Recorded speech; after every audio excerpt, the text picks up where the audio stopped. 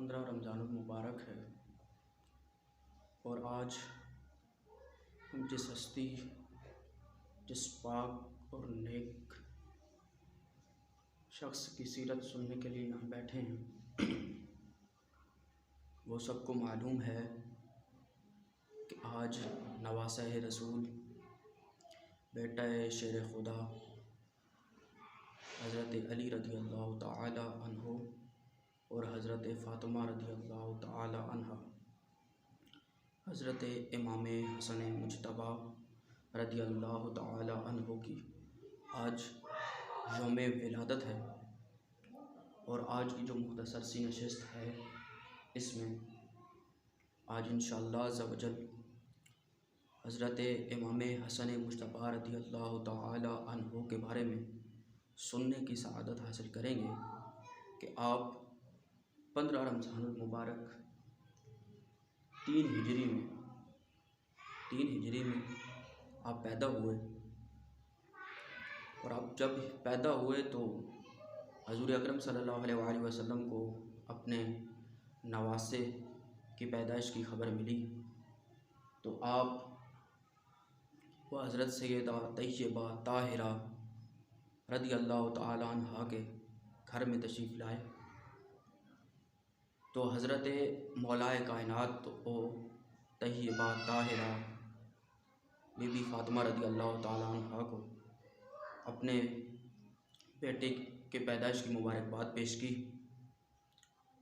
तो हज़ूर अकरम सल्लल्लाहु अलैहि वसल्लम ने हज़रत मौलाए कायनात शेर खुदा रज़ी अल्लाह ताला अन्हो से ये पूछा कि आपने अपने बेटे का नाम रखा है? तो शेर खुदा करमल्लाहु वजहुल करीम ने बहुत ही खूबसूरत जवाब इरशाद फरमाया।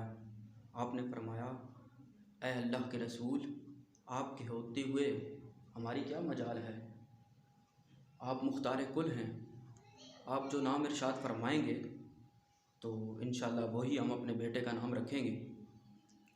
तो अभी ये बात चल रही थी कि हज़रत जिब्राईल अलैहिस्सलातु वस्सलाम हज़ूर अकरम सल्लल्लाहु अलैहि वसल्लम की बारगाह में हाज़िर हुए और आकर हज़ूर अकरम सल्लल्लाहु अलैहि वसल्लम की बारगाह में सलाम पेश करने के बाद फरमाया कि अल्लाह अज़्ज़ा वजल ने इस बच्चे का नाम हसन रखा है। तो जैसे ही हज़रत मोहम्मद मुस्तफ़ा सल्लल्लाहु अलैहि वसल्लम ने ये नाम सुना तो आप झूम उठे। और हज़रत जिब्राईल अलैहिस्सलातु वस्सलाम के जाने के बाद मौलाए कायनात शेर खुदा करमल्लाहु वजहुल करीम की बारगाह में अर्ज़ करने लगे कि आज से इस मेरे बेटे का नाम हसन है। और कितना खूबसूरत नाम है कि हज़रत इमाम हसन का जो माना है ना, हसन का माना वो खूबसूरत है, अच्छी सीरत वाला, नेक सीरत वाला, ये नाम तजवीज़ किया। तो हसन नाम रखने की एक वजह यह भी थी कि आप जो है वो सरता पाँव हज़ूर अकरम सल्लल्लाहु अलैहि वसल्लम के मुशाबे थे। हज़रत अनस रज़ी अल्लाह ताला अन्हु से रवायत है कि वो फरमाते हैं कि हज़रत इमाम हसन के अलावा कोई भी हज़ूर अकरम सल्लल्लाहु अलैहि वसल्लम की मुशाबे नहीं था।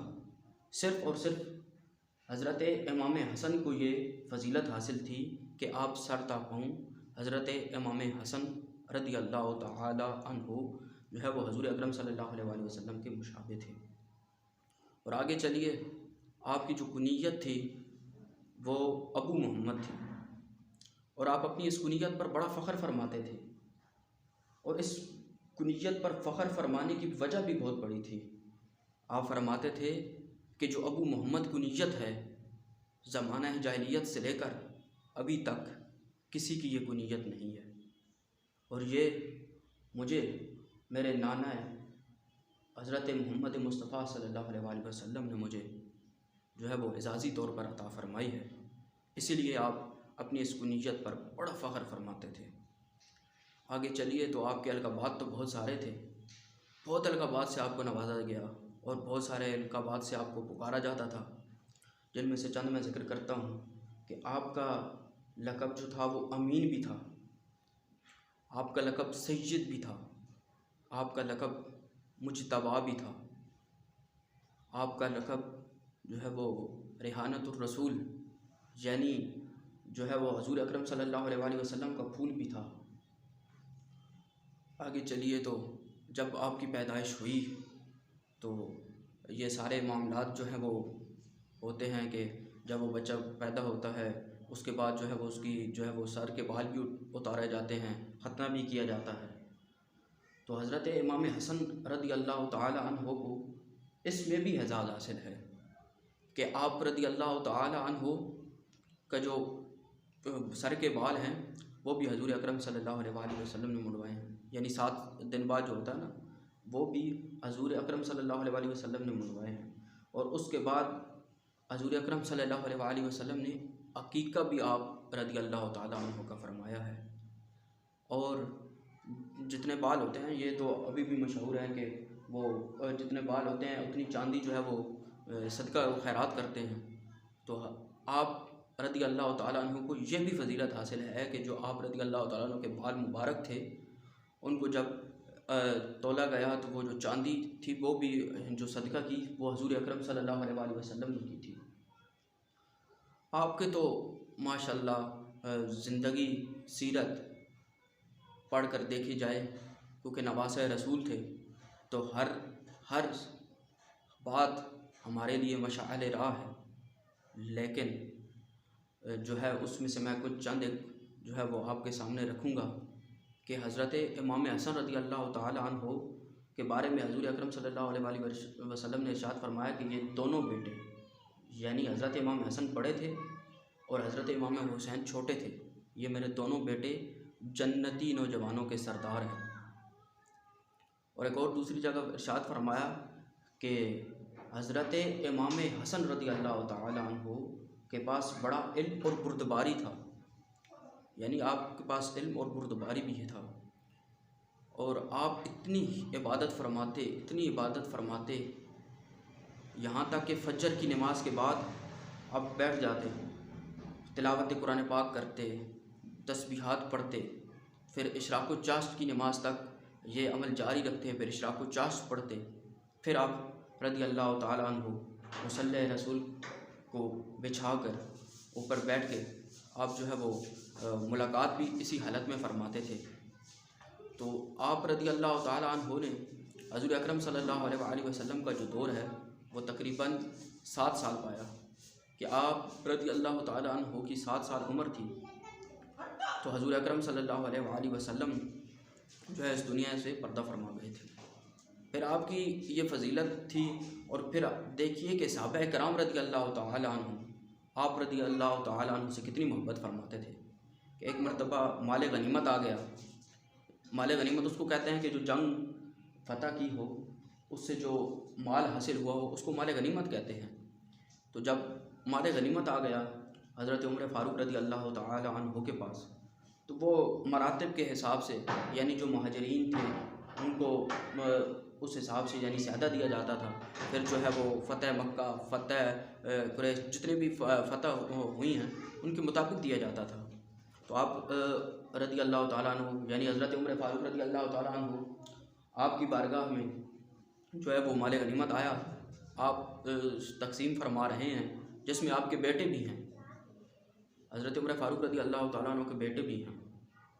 तो आपने जो है वो जब माल देने की बारी आई तो हज़रत इमाम हसन और हुसैन रज़ी अल्लाह ताला अन्हु दोनों भाइयों को जो है वो माल ज़्यादा दिया, तो अपने बेटे को जो है वो माल कम दिया। जैसे ही जब वो देखा हज़रत उमर फ़ारूक रज़ी अल्लाह ताला अन्हु के बेटे ने, तो उन्होंने अपने वालिद मोहतरम से ये एतराज़ कर दिया कि ऐ खलीफतुल मुस्लिमीन, आपने मुझे माल कम दिया है और हज़रत इमाम हसन और हुसैन को ज़्यादा दिया है, हालांकि मैं बड़ा हूँ और मैंने हजूर अकरम सल्लल्लाहु अलैहि वसल्लम के साथ कई जंगों में शिरकत की है, मुझे माल ज़्यादा देना चाहिए था। तो हजूर जो हज़रत उमर फ़ारूक रज़ी अल्लाह ताला अन्हु का जवाब था वो भी सुनने के काबिल था।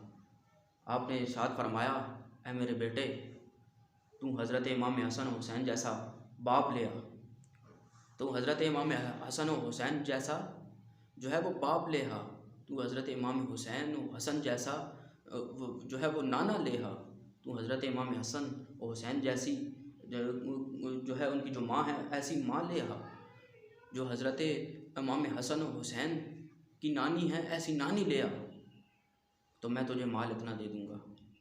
तो इससे पता क्या चला कि सहाबा कराम अलैहिमुर्रिदवान भी अहले बैत अतहार से मोहब्बत फरमाते थे। और हमें इससे क्या मिलता है, इस वाक़े से यही सबक मिलता है कि हमें भी हर हाल में अहले बैत का जो है वो अदब व एहतराम करना चाहिए, हमारे दिल में उनकी मोहब्बत होनी चाहिए। यहाँ तक कि मैं उस दिन पढ़ रहा था, वहाँ लिखा था कि जिसके दिल में अहले बैत की मोहब्बत नहीं वो जन्नत में दाखिल नहीं होगा।